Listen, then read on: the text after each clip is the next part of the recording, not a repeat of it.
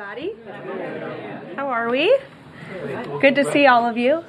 It's an honor to be here with all of you. A lot of familiar faces in the room, a lot of new faces. And President Trump is back, and the golden age of America has most definitely begun. The Senate has already confirmed 5 of President Trump's exceptional cabinet nominees: Secretary of State Marco Rubio, Defense Secretary Pete Hegseth, CIA Director John Ratcliffe, Homeland Security Secretary Kristi Noem, and Treasury Secretary Scott Bessent. It is imperative that the Senate continues to confirm the remainder of the president's well-qualified nominees as quickly as possible. As you have seen during the past week, President Trump is hard at work fulfilling the promises that he made to the American people on the campaign trail. Since taking the oath of office, President Trump has taken more than 300 executive actions, secured nearly $1 trillion in U.S. investments, deported illegal alien rapists, gang members, and suspected terrorists from our homeland, and restored common sense to the federal government. I want to take a moment to go through some of these extraordinary actions. On day 1, President Trump declared a national emergency at our southern border to end the 4-year-long invasion of illegal aliens under the previous administration. Additionally, President Trump signed an executive order to end catch and release and finish construction of his effective border wall. By using every lever of his federal power, President Trump has sent a loud and clear message to the entire world. America will no longer tolerate illegal immigration, and this president expects that every nation on this planet will cooperate with the repatriation of their citizens. As proven by this weekend, when President Trump swiftly directed his team to issue harsh and effective sanctions and tariffs on the Colombian government, upon hearing they were denied a U.S. military aircraft full of their own citizens who were deported by this administration. Within hours, the Colombian government agreed to all of President Trump's demands, proving America is once again respected on the world stage. So, to foreign nationals who are thinking about trying to illegally enter the United States, think again. Under this president, you will be detained and you will be deported. Every day, Americans are safer because of the violent criminals that President Trump's administration is removing from our communities.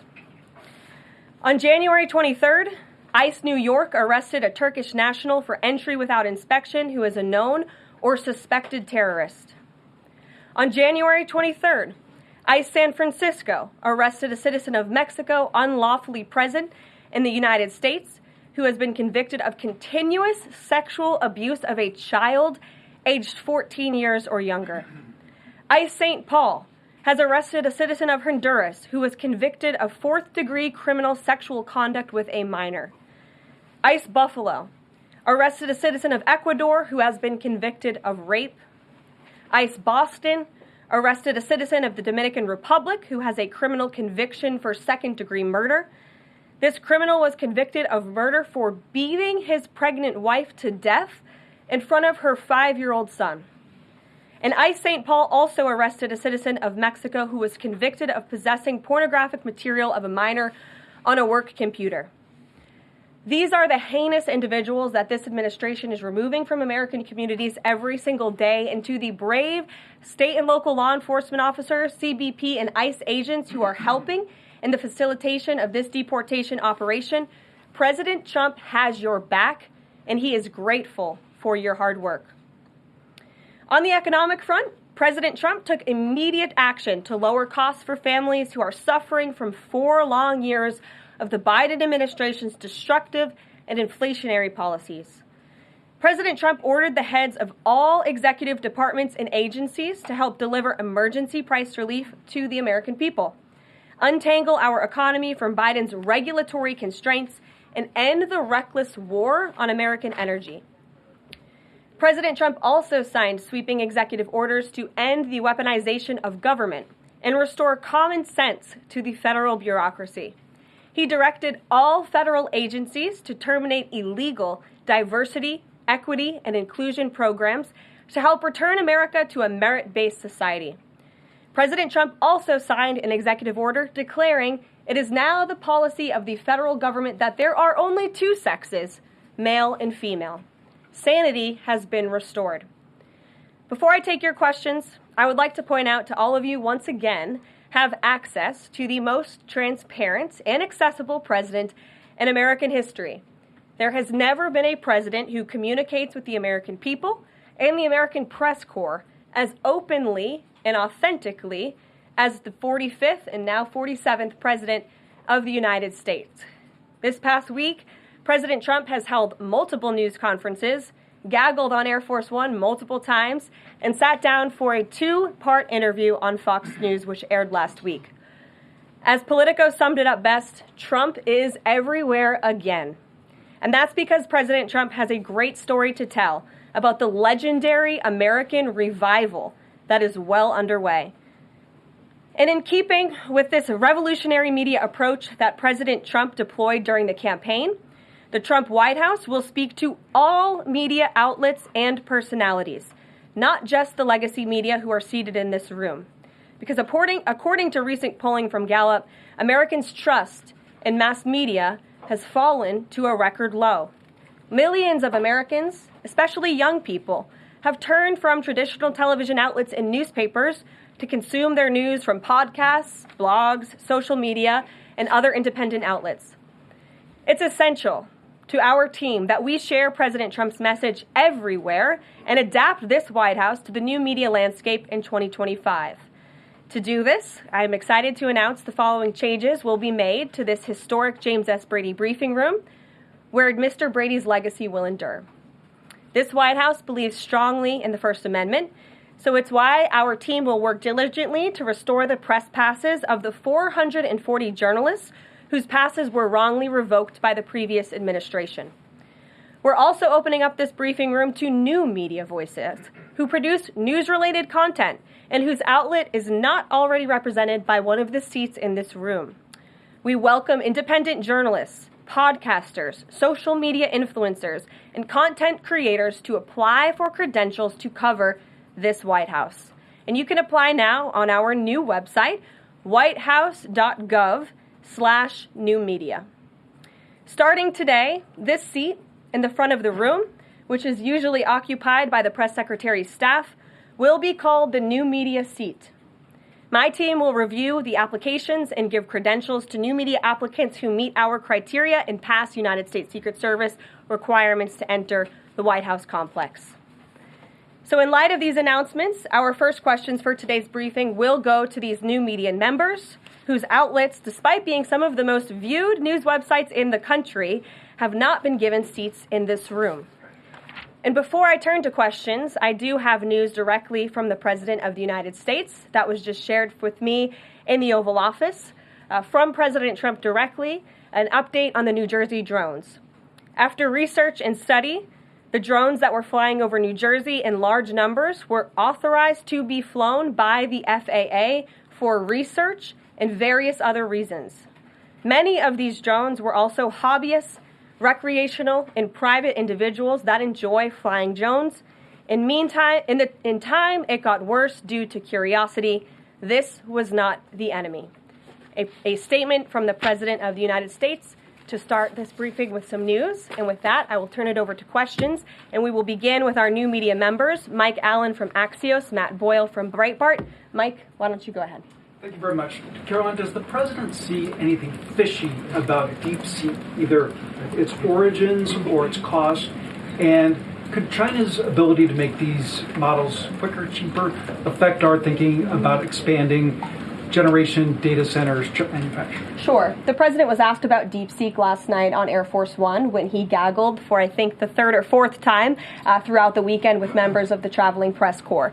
The president said that he believes that this is a wake-up call to the American AI industry. The last administration sat on their hands and allowed China to rapidly develop this AI program.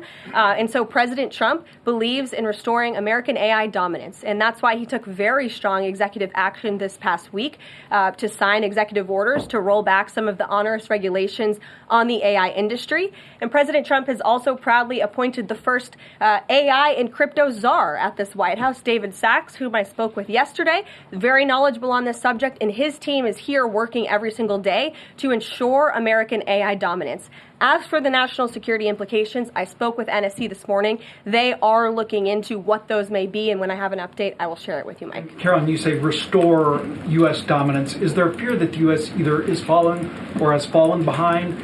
And how would the president make sure the U.S. stays ahead? No, the president is confident that we will restore American dominance in AI.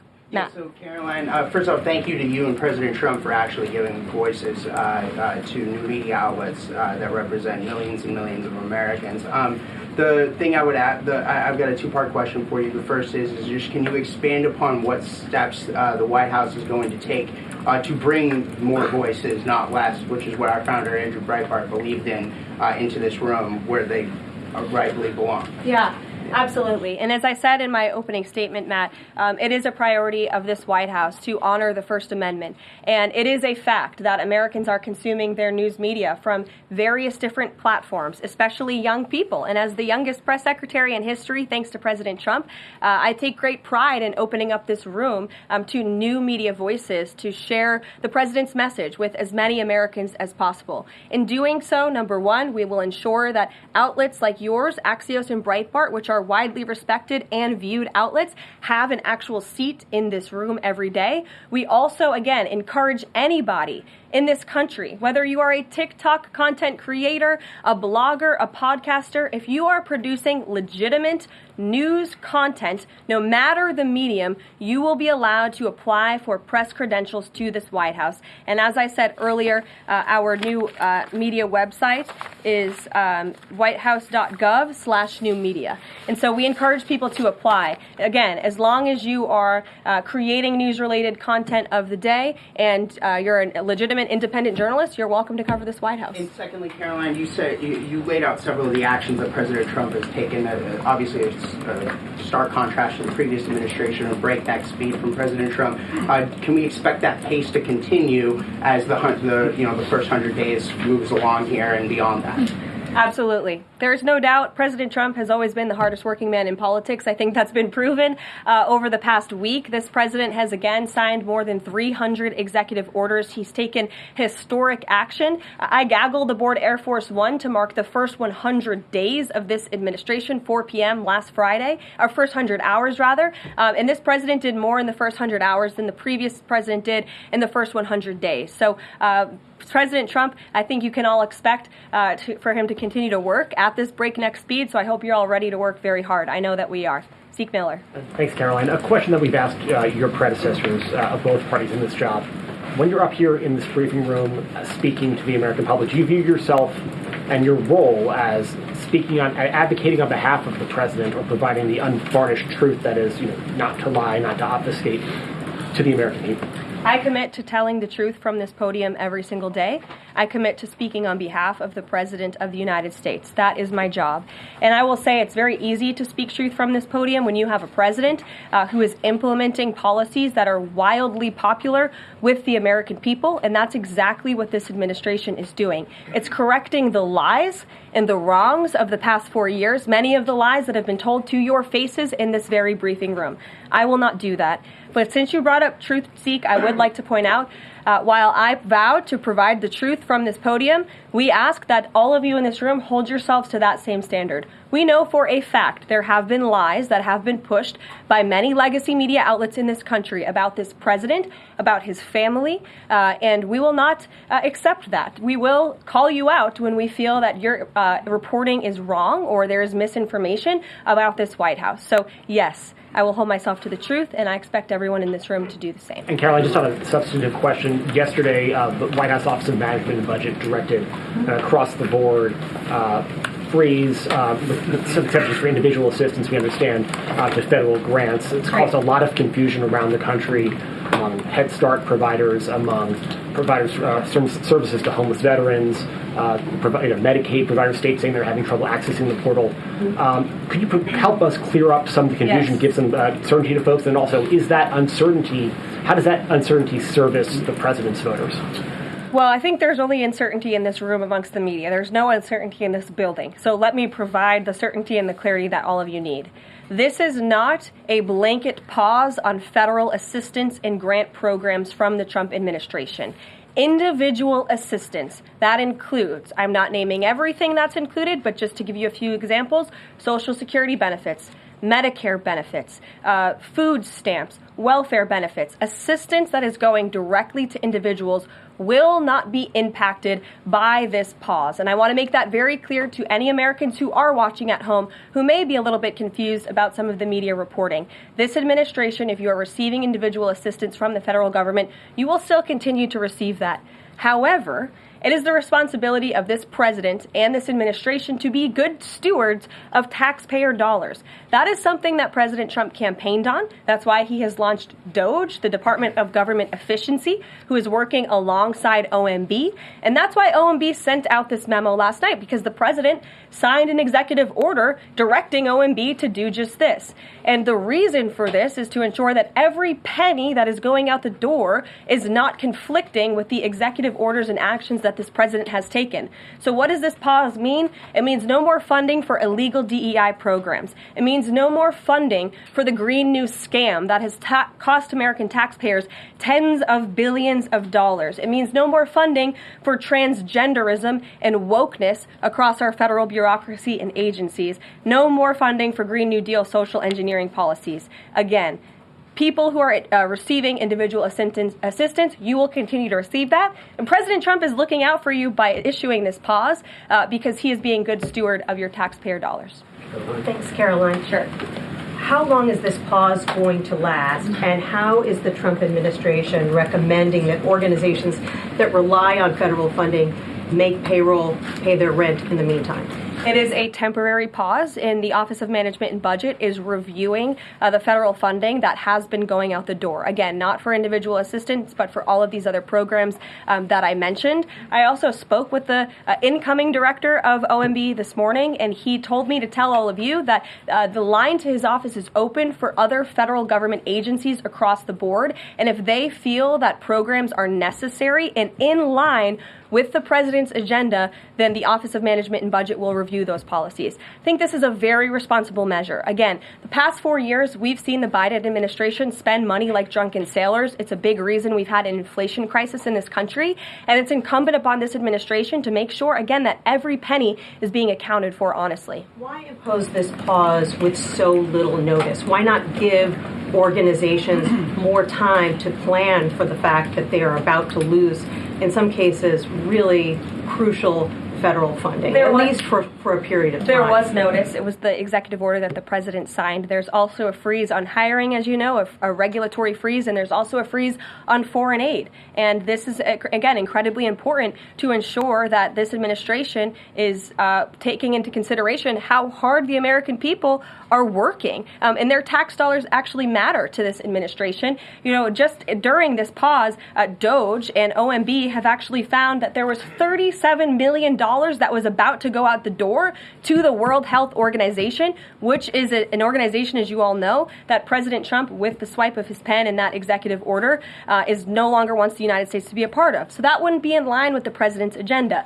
DOGE and OMB also found that there was about to be 50 million taxpayer dollars that went out the door to fund condoms in Gaza. That is a preposterous waste of taxpayer money. So that's what this pause is focused on, being good stewards of tax dollars. And so this doesn't affect Meals on Wheels or Head Start or disaster aid? Again, it does not affect individual assistance that's going to Americans. To follow up on Nancy, do you think there will be a list of who is affected and how much money is affected? How will these contractors and organizations know if they are actually having their funding frozen? And then secondly, if you're willing, can you just clarify, is the end goal of this to essentially challenge Congress or to prove that the president can withhold federal funding? In other words, is this an attempt to pick a fight to prove that he can do this? No, absolutely not. As it says right here in the memo, which I have, and I'd encourage all of you to read it, it says the American people elected President Trump to be the president of the United States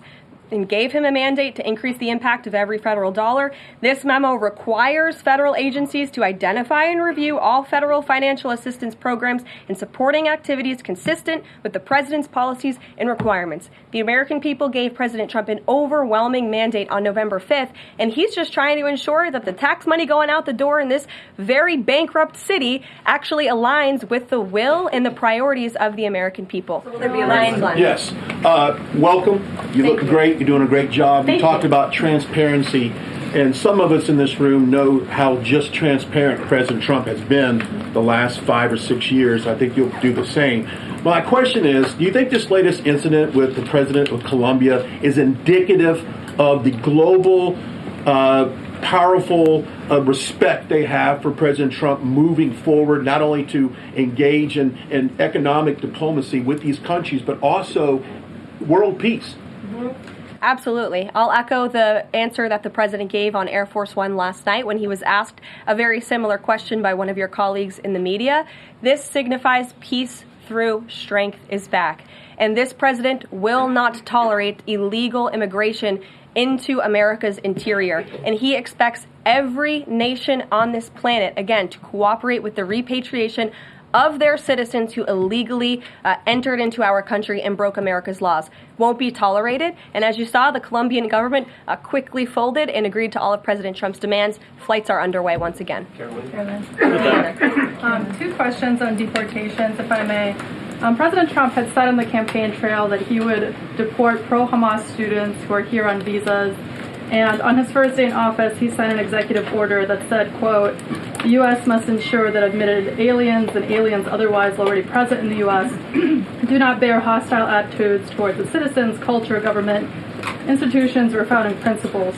So should we take this executive order as Trump saying he would be open to deporting those students who are here on visas but, hold pro-Hamas sympathies? The president is open to deporting individuals who have broken our nation's immigration laws. So if they are here illegally, then certainly he is open to deporting them. And that's what this administration is hard at work at doing. We receive data from DHS and from ICE every single day.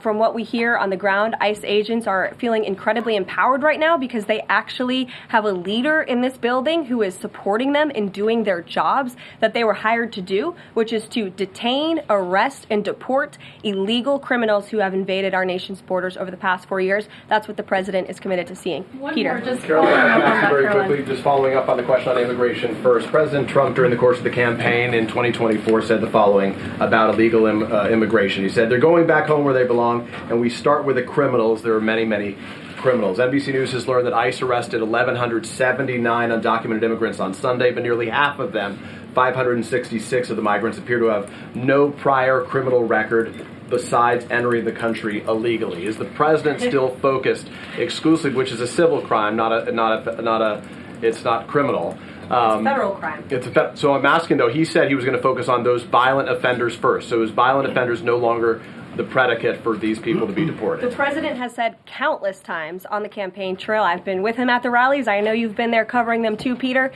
that he is focused on launching the largest mass deportation operation in American history of illegal criminals. And if you are an individual, a foreign national, who illegally enters the United States of America, you are, by definition, a criminal. And so therefore, you are subject to deportation. I apologize for interrupting. So to be clear, it's not violent criminals do not receive precedence in terms of the deportations taking place. The president has also said two things can be true at the same time. We want to deport illegal criminals, illegal immigrants from this country, but the president has said that, of course, the illegal criminal drug dealers, the rapists, the murderers, the individuals who have committed heinous acts on the interior of our country and who have terrorized law-abiding American citizens, absolutely, those should be the priority of ICE, but that doesn't mean that the other illegal criminals who entered our nation's borders are off the table. Understood. Then let me ask you a separate question about the confusion that still exists across the country right now as it relates to the freeze or the pause as it's described.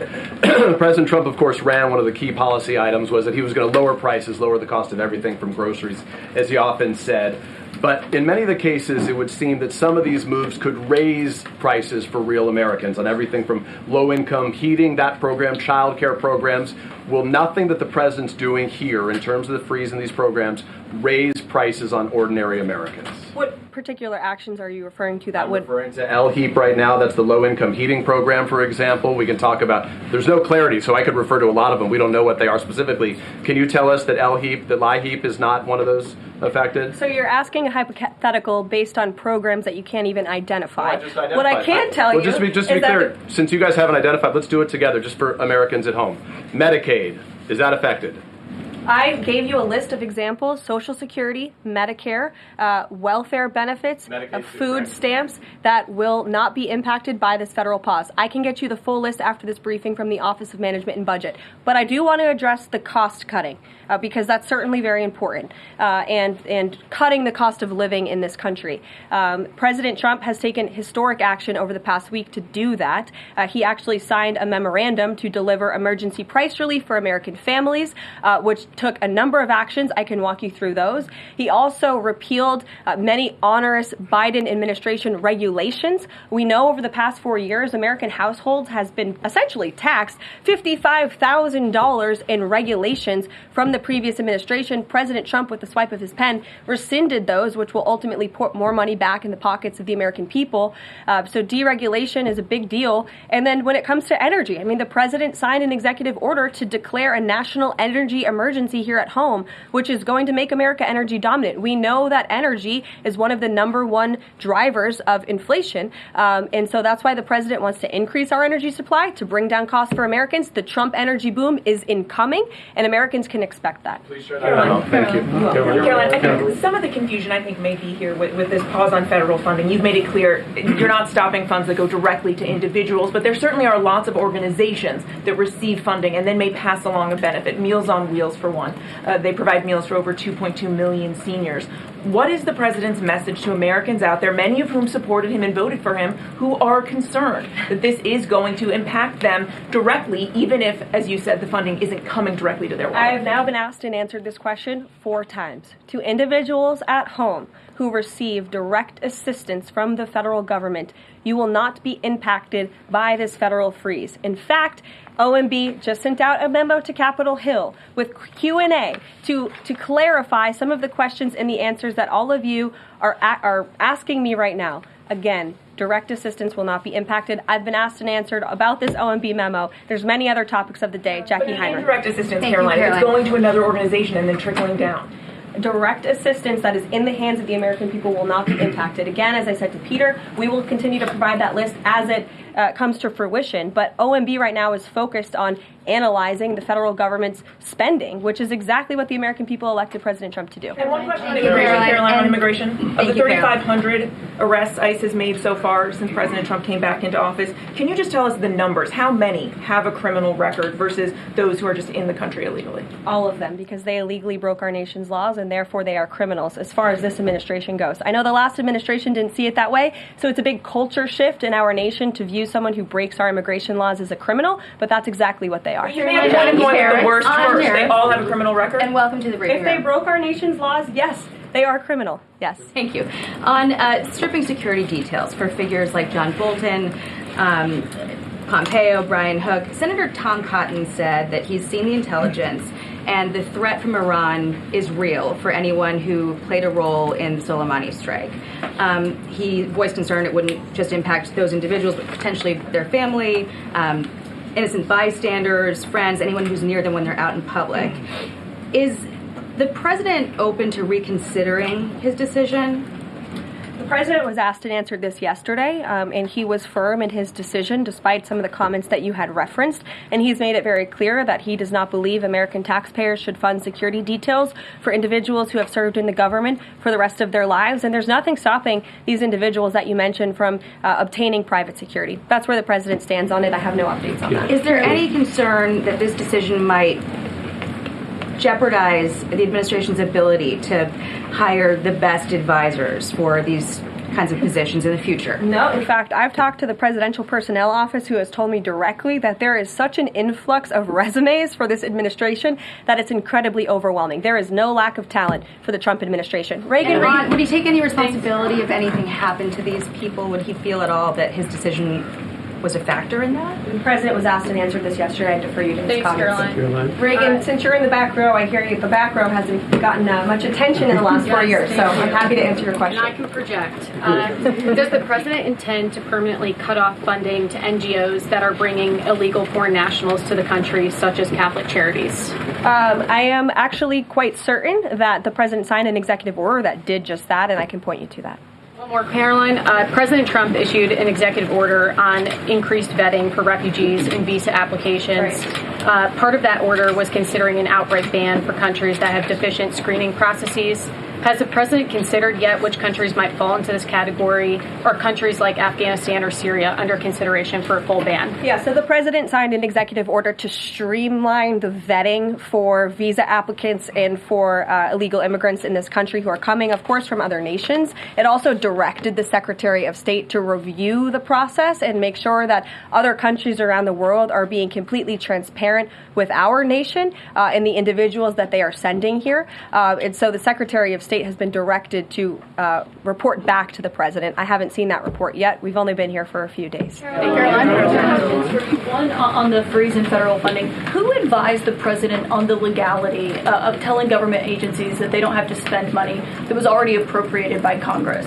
Well, as the OMB memo states, this is certainly within the confines of the law. So White House counsel's office believes that this is within the president's power to do it, and therefore he's doing it. Okay, so they disagree with lawmakers who say that they don't have the power to freeze this funding. Again, I would point you to the language in the memo that clearly states this is within the law. And on what happened on Friday night, the administration fired several inspectors general without giving Congress the 30-day legally required notification that they were being fired. I think only 2 were left at DHS and the DOJ. And then yesterday we saw several prosecutors, I believe 12, fired from the Justice Department who worked on the investigations into the president. As you know, they are career prosecutors, therefore they are afforded civil service protections. How is the administration deciding which laws to follow and which ones to ignore? So it is the belief of this White House and the White House counsel's office that the president was within his executive authority to do that. He is the executive of the executive branch, and therefore he has the power to fire anyone within the executive branch that he wishes to. There's also a case that went before the Supreme Court in 2020, Scala Law LLC versus the Customs, Bureau Protection. I would advise you to look at that case, and that's the legality that this White House is resting on. So you're confident that if they bring lawsuits against you, those prosecutors who were fired, that they will succeed? We will win in court. And yes. Did he personally direct this, given they worked on the classified documents investigation and the election interference investigation? This was a memo that went out by the Presidential Personnel Office, and the president is the leader of this White House. So yes. Yes. Caroline. Caroline? Sure. Thank you. Congrats on your first day behind the podium. Thank you. President Trump ended funding for UNRWA and also designated the Houthis a foreign terrorist organization. That's right. Both were decisions that the previous administration had reversed. So here's my question. Will there be an investigation into who gave the previous administration this terrible advice? Well, that's a very good point. I haven't heard discussions about such an investigation, but it wouldn't be a bad idea considering that the Houthis certainly are terrorists. They have launched attacks on U.S. naval ships across this world, and so I think it was a very wise move by this administration to redesignate them as a terrorist group, because they are, and I think it was a foolish decision by the previous administration to do so. As for an investigation, I'm not sure about that, but it's not a bad idea. Josh. Thank you for the question. I appreciate it. Can you give us an update on the president's plans for his tariff agenda? He spoke a lot about this yesterday, and there's a couple of dates coming up that he's spoken to. Number one, February 1st, he's alluded to both the potential for tariffs for Canada and Mexico, but also China to take effect on those days. What's he thinking about that? Yeah. Should those countries expect that? Again, he was asked and answered this question this past weekend when he took a lot of questions from the press, and he said that the February 1st date for Canada and Mexico still holds. What about the China 10% tariff that he also had mused about last Tuesday going into effect on the same day? Yeah, the president has said that he is very much still considering that for February 1st. Separately, yesterday he talked also about sectoral tariffs on, for instance, pharmaceuticals as well as semiconductor computer chips. He talked about steel, aluminum, and copper. What's the timeline on those? Is that a similar sort of coming days thing? Yeah, so when the president talked about that in his speech yesterday, that actually wasn't a new announcement. That was within a presidential memorandum that he signed in one of the first days here in the White House on his America First trade agenda. So there's more details on those tariffs in there. As far as a date, I don't have a specific date to read out to you, but the president is committed to implementing tariffs effectively, just like he did in his first term. Finally, he also was asked on the plane when he gaggled about the potential for a universal tariff. He was asked maybe about 2.5%. There was a report about that. He said he wanted much bigger than that. Should we understand that these tariffs would add up? You know, in other words, you might have country-specific tariffs like Canada, Mexico, China. You might have sectoral tariffs like on pharmaceuticals, as well as a potential universal tariff on top of that. Do these stack on one or the other, or would one sort of take precedence over another? All I can point you to is what the president has said on this front. The February 1st date for Canada and Mexico, also the China tariff that he has discussed. He rejected the 2.5% tariff. He said that was a little bit too low. He wants it to be higher. I'll leave it to him to make any decisions on that front. Phil Weigman. What the Mexicans and Canadians have done so far, do you have any comment on whether that has met the bar, what he wants to see on fentanyl? Thank you. I won't get ahead of the president again on advocating to foreign nations on what they should or shouldn't do to get away from these tariffs. The president has made it very clear, again, that he expects every nation around this world to cooperate with the repatriation of their citizens. And the president has also put out specific statements in terms of Canada and Mexico when it comes to what he expects in terms of border security. We have seen a historic level of cooperation from Mexico, but again, as far as I'm still tracking, and that was last night talking to the president directly, February 1st is still on the books. Phil. Thank you, Caroline. Quick programming note and then a question on taxes. In terms of programming, should we expect to see you here every day? How frequently will these press briefings be? It is a good question, April. So look, the president, as you know, is incredibly accessible. First day here, he wanted all of you in the Oval Office. You got a 60-minute press conference with the leader of the free world while he was simultaneously signing executive orders. I may add that's pretty impressive. I don't think the previous office holder would be able to pull such a thing off. So look, the president is the best spokesperson that this White House has, and I can assure you that you will be hearing from both him and me as much as possible. And then a question about tax cuts. The president has promised to extend the tax cuts from the previous term.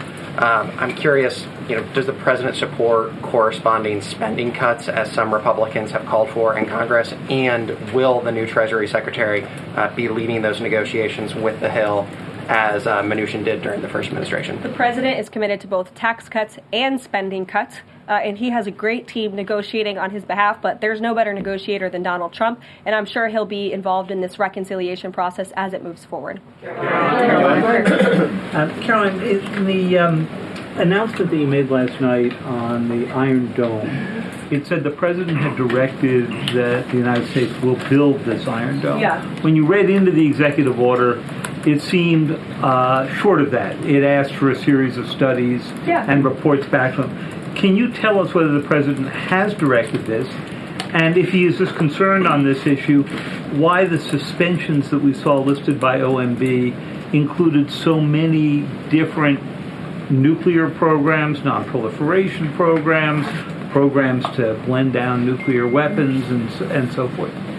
First of all, when it comes to the Iron Dome, the executive order directed the implementation of an Iron Dome. It also, as you said, kind of directed research and studies to see if or how the United States can go about doing this, particularly the Department of Defense.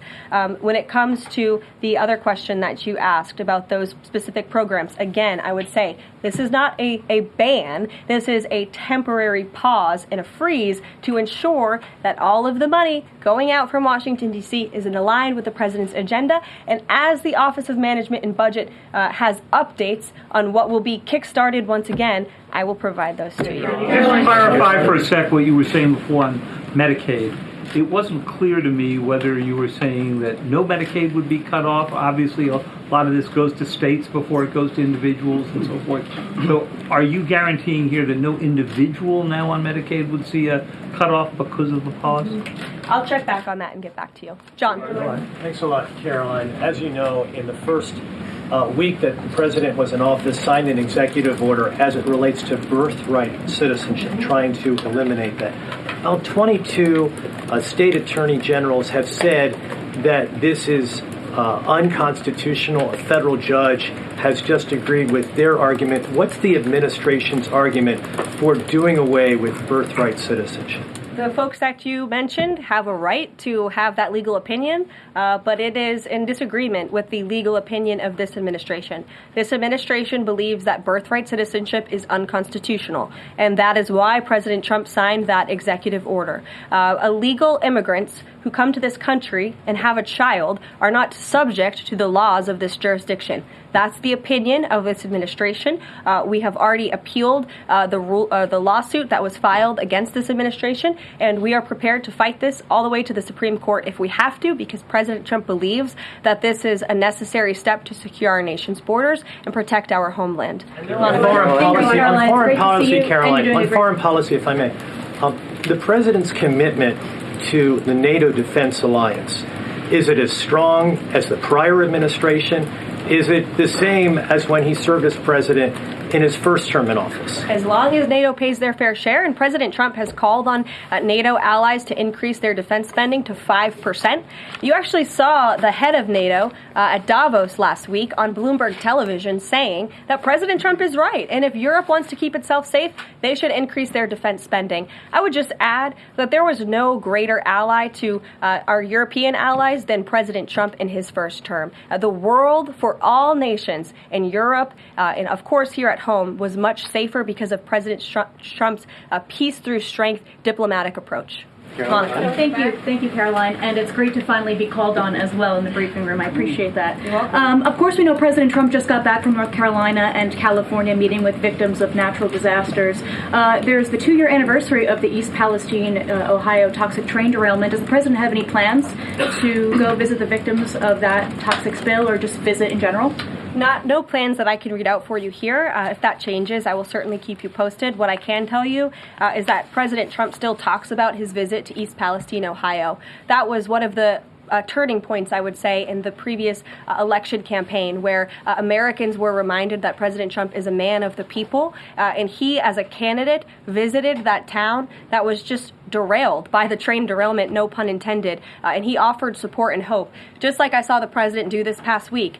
It was a purposeful decision by this president on his first domestic trip to go to North Carolina and to California to visit with Americans who were impacted by Hurricane Helene and also by the deadly fires. A red state and a blue state, both of which feel forgotten by the previous administration and the federal government. That is now ended under President Trump. He will continue to put Americans first, whether they're in East Palestine, in Pacific Palisades, or in North Carolina.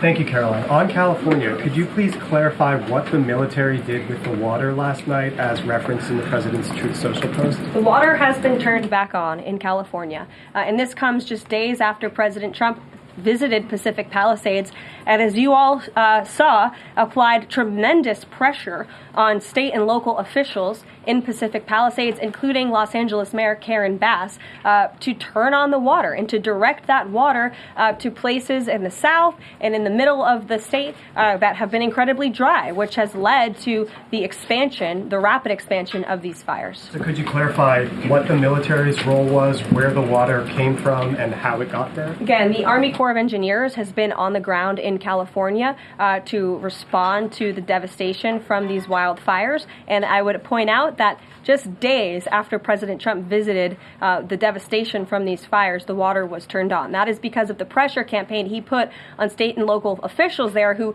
clearly lack all common sense. And I will never forget being at that roundtable with the president last week and hearing the frustration in the voices of Pacific Palisades residents who feel as though their government has just gone insane. Before President Trump showed up on the scene, Karen Bass was telling private property owners that they would have to wait 18 months to access their private property. So this administration, the president and his team that's on the ground in California, Rick Grinnell, who he has designated to oversee this great crisis, it will continue to put pressure on Karen Bass and state and local officials to allow residents to access their properties. This is a huge part of it.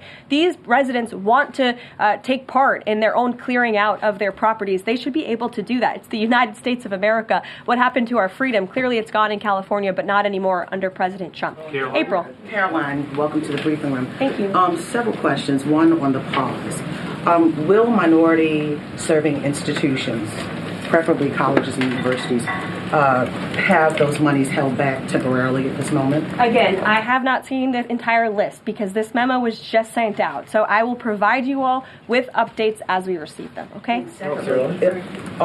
Also, secondly, when it comes to immigration, there is this southern border focus.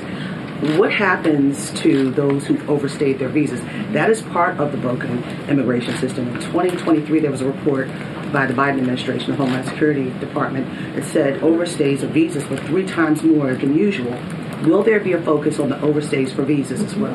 If an individual is overstaying their visa, they are therefore an illegal immigrant residing in this country, and they are subject to deportation. And also, lastly, as we're dealing with anti-DEI, anti-woke efforts, we understand this administration is thinking about celebrating Black History Month. Have you got any word on that? Anything that you can offer to us? As far as I know, this White House certainly still intends to celebrate, and we will continue to celebrate American history and the contributions that all Americans, regardless of race, religion, or creed, have made to our great country, and America is back. Christian Daycock. Thanks, Caroline.